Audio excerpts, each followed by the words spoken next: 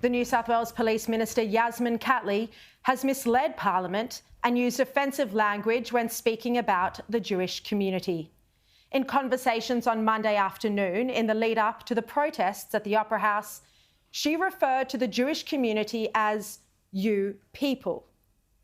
She also said it would be better not to light the Opera House in the blue and white of the Israeli flag, and told leaders that Jewish families should stay out of the CBD, saying she wouldn't send her own children to the protest. Yet, in New South Wales Parliament today, Catley denied she'd ever told the Jewish community to stay out of the CBD. She was asked very clearly whether she personally told Jewish leaders on Monday that the community should stay away from the CBD of Sydney, and her reply, "No, I did not." My question is to the Minister for Police and Counter-Terrorism.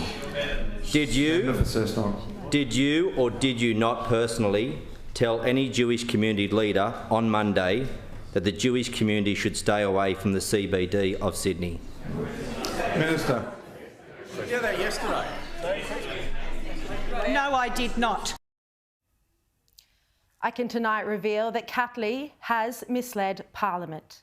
I have confirmed Catley had several phone conversations and other communications with New South Wales Jewish Board of Deputies President David Ossip on Monday afternoon. According to sources familiar with those conversations and communications, Ossip argued with Catley about the advice for the Jewish community to stay out of the CBD and not attend the Opera House.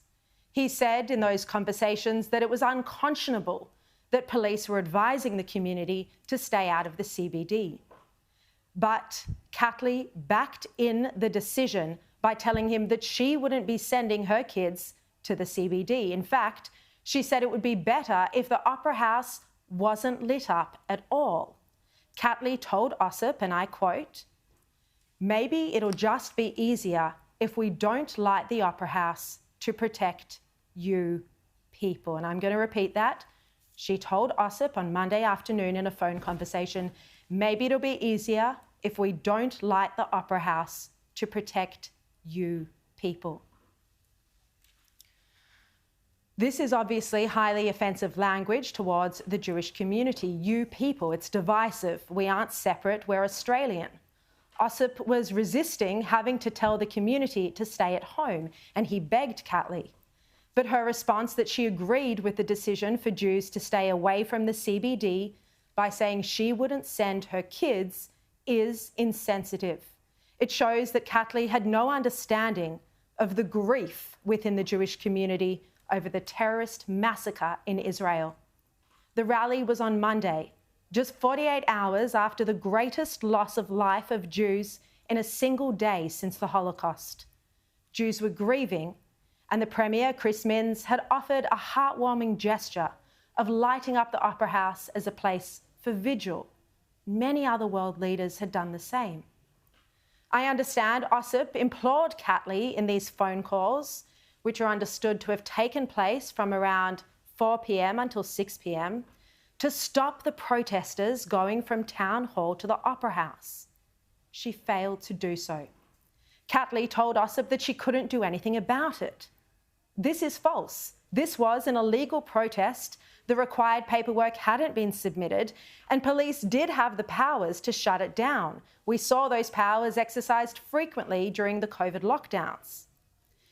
Now, Catley herself first made the existence of these phone conversations public during a radio interview with Chris O'Keefe on 2GB on Tuesday. I have confirmed what was said in them with several sources who are involved in communicating the decision with the community. Ossip today told me that these were private discussions and he felt strongly it was not appropriate to comment.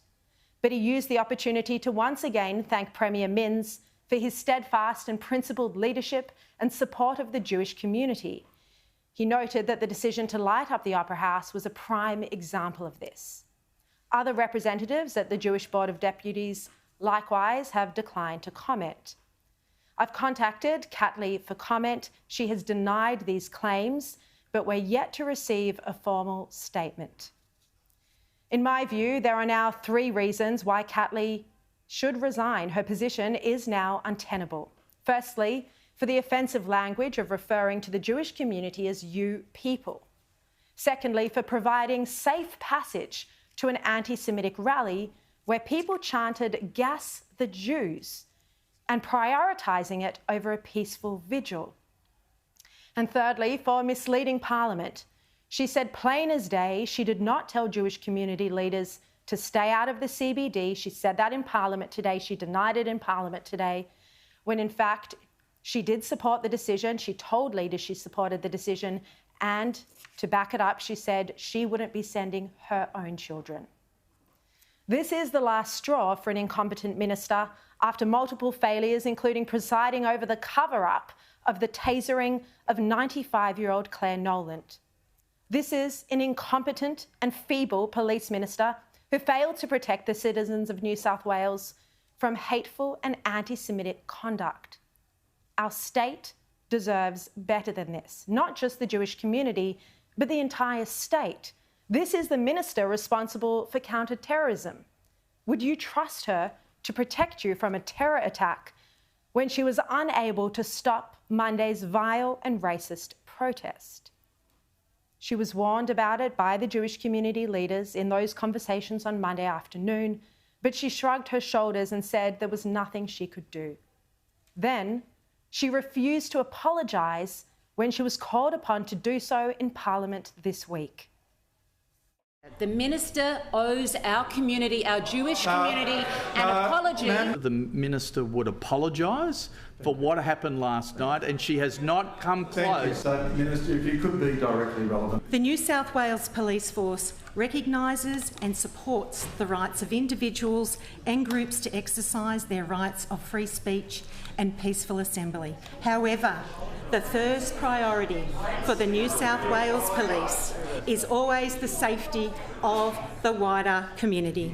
Mr Speaker, I encourage any person or group who has been the target of hate crime or incident to report this to the New South Wales Police. Now, New South Wales Premier Chris Minns has been incredibly supportive towards the community this week. He's been amazing, and he had to step in and clean up Yasmin Catley's mess on Wednesday and apologise for the protest after his minister had refused to do so. I really want to make it clear to the Jewish community that I want to apologise to them, specifically on behalf of the government and myself as the Premier of New South Wales. And it's worth noting that Chris Minns' speech last night at the vigil couldn't have been stronger or more supportive. And here's some of what he had to say.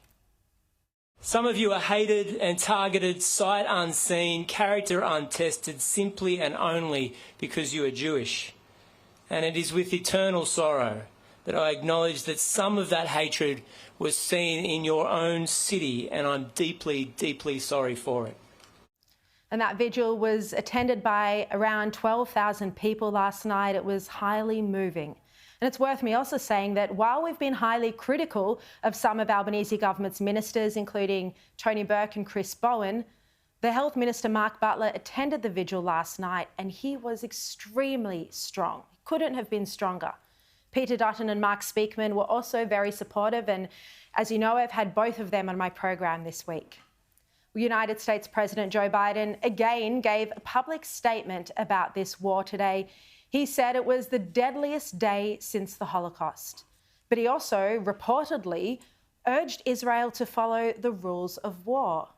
Unusual comments perhaps when this was an utterly unprovoked attack, and these Hamas terrorists have just beheaded and slaughtered innocent babies, children, pregnant women, and entire families. This attack was a campaign of pure cruelty, not just hate, but pure cruelty against the Jewish people. And I would argue it's the deadliest day for Jews since the Holocaust. The deadliest day since the Holocaust.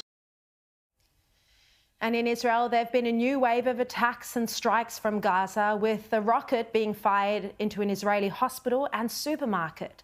The tragedy of this war continues.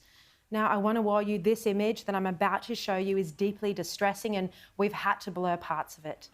But Prime Minister Benjamin Netanyahu has posted this horrifying image of a blood-soaked child's bed. He writes in the caption, quite rightly, that Hamas is worse than ISIS.